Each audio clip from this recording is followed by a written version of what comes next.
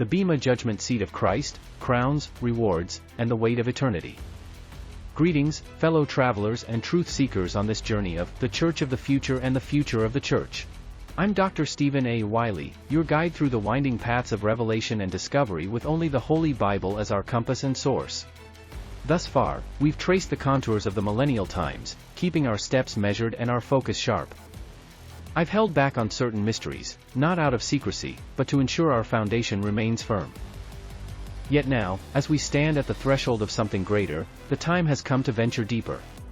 Welcome to the Millennial Revolution, the Rhema Behind the Revelation, a continuation of our series that promises to unearth treasures long overlooked. Today, we turn our gaze to a moment both awe-inspiring and sobering, the Bema Seat judgment of Christ, the crowns and rewards of the believer. This is not the Sunday school tale you might expect. What if everything you've assumed about this event misses the mark?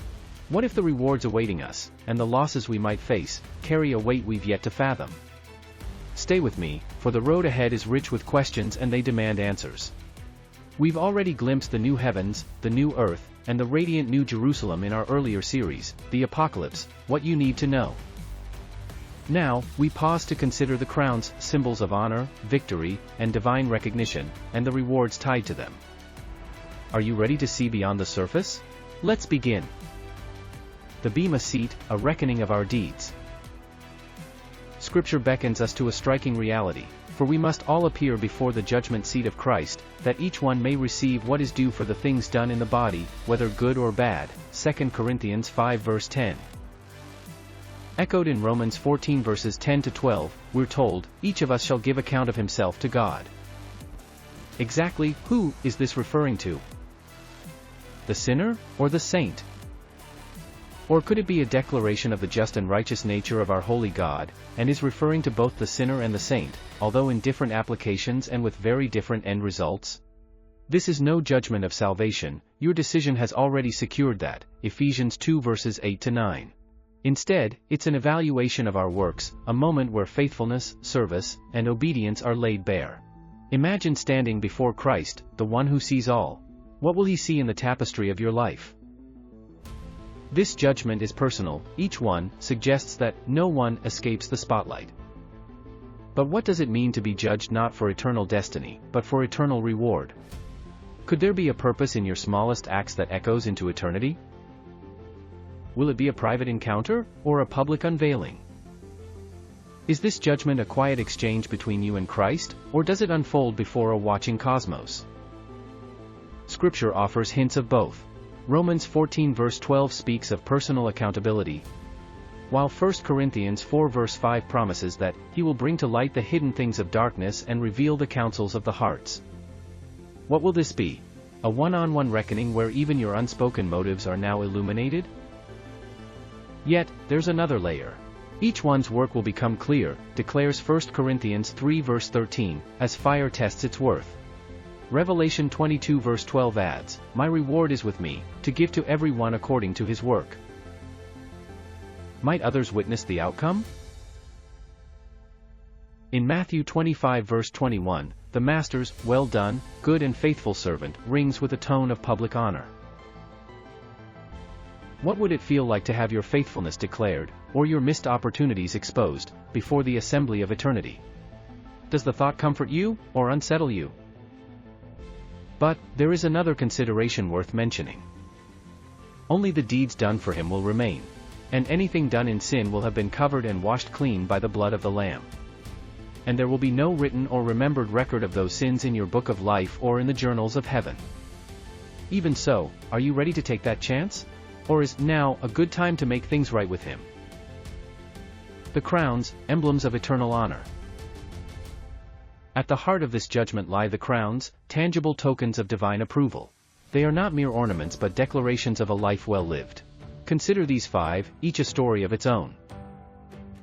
The incorruptible crown, 1 Corinthians 9 verse 25, a victor's prize for those who master themselves, resisting sin's pull with relentless discipline.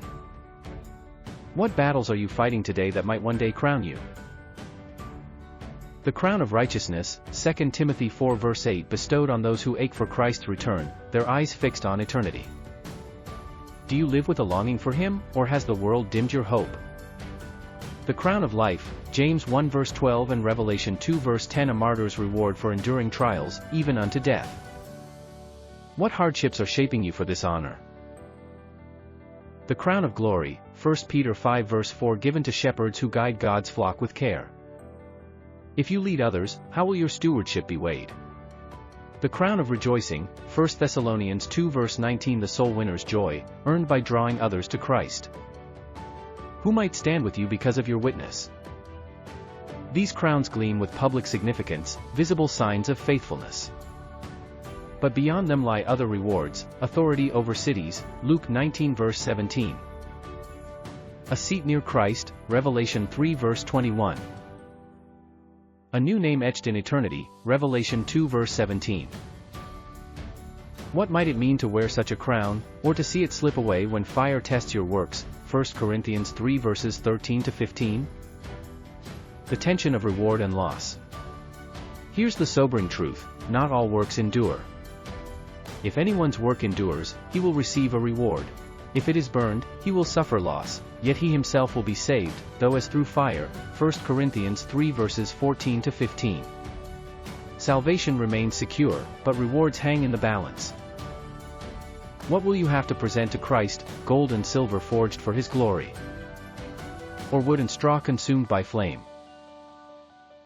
The judgment blends intimacy and exposure, a private account, perhaps, with public echoes. This isn't about shame, eternal joy awaits, Revelation 21 verse 4. Instead, it's about honoring what lasts. Could the pain of lost reward stir us now to live differently? What might you change today to ensure your offering stands the test of time? Preparing for the day, a call to reflect. How do we ready ourselves for this moment?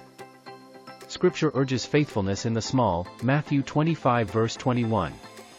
Building with eternal materials, 1 Corinthians 3 verses 12 to 14. Enduring trials, James 1 verse 12. Sharing the gospel, Matthew 28 verse 19. And serving selflessly, Mark 9 verse 41.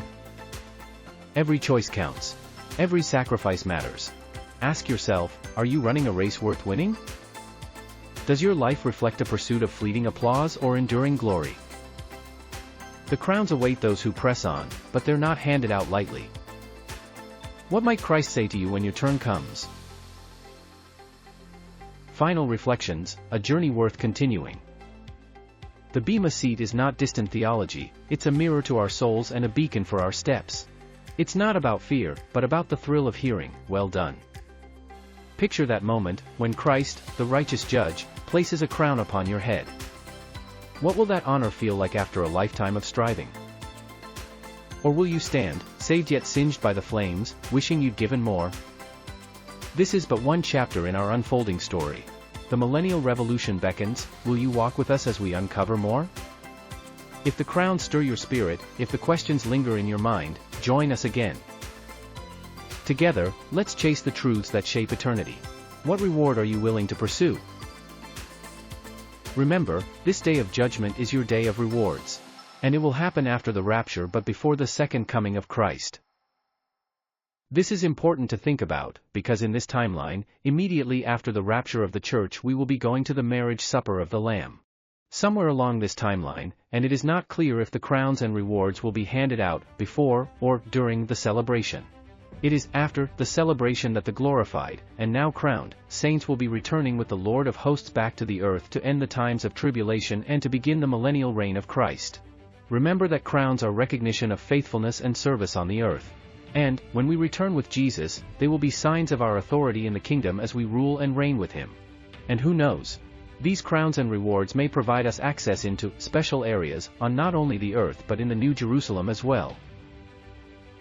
Will every believer receive a crown? Or a reward? Or rule over a city? Or will they simply be content that they made it into heaven? This is up to you. Decide today what you want your tomorrow to look like for all eternity. So, until next time, may the Lord bless you richly, guard over you carefully, guide you clearly, and prosper you greatly as you follow hard after Him. This is where it all starts. With your next steps. If this message has ministered to you, there are some things that you can do that would really help us out, and it won't take much of your time. Please give us a like, it forces the algorithms to let others know about this video. Would you please post a comment even if it is a short one? It means a lot to us and we read every one. Also, I know it's a lot to ask, but would you consider sharing this message with your friends? They will be blessed by the message as well. Subscribing means you won't miss any future updates or releases. If you would like to help support our churches and enable us to reach others, here are the details.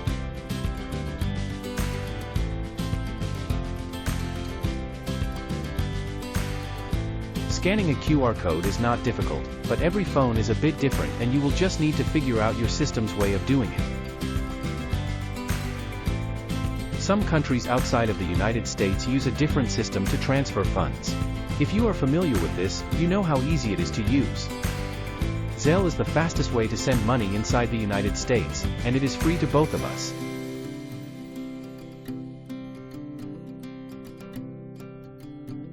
Thank you for your support. We'll be praying for you.